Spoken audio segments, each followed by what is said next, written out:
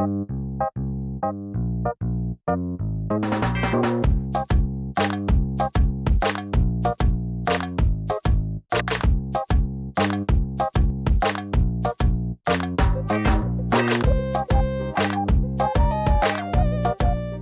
name is Sebastian, and I'm a raw artist.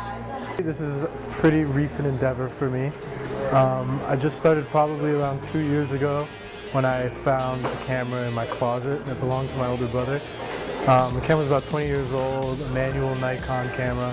And so I just, I got it repaired for like 50 bucks, and then I just started shooting, and it became something I really enjoyed doing. Where do I draw my inspiration? I'd have to say, I guess the places that I've gone to, or the places that I'm in. For example, some of the pictures I have behind me towards the bottom are the pictures I took in Guatemala with the manual camera that I had, and that was before I bought myself a digital camera.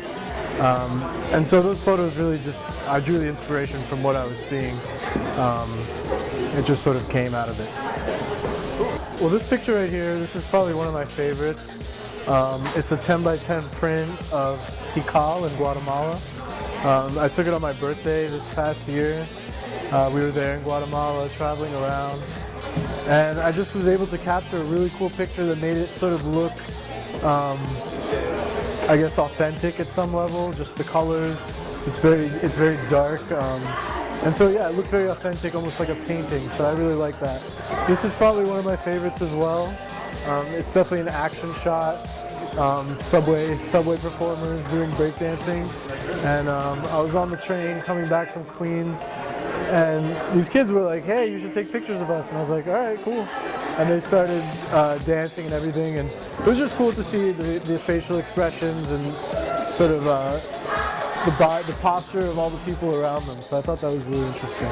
Traveling is something that I really like to do, and I think that that's really where, photography becomes the greatest form of expression, is to be able to show the way different people live in different countries around the world.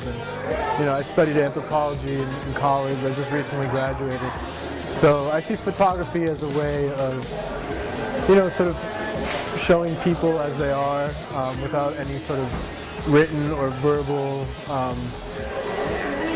anything written or verbal to change how people perceive it, I guess. I had never heard about it before, but I really like the philosophy of getting people who maybe weren't, initially trying to show their art, or never had any sort of idea of having a show or anything like that, and it gives them the opportunity to try it and see what it's like.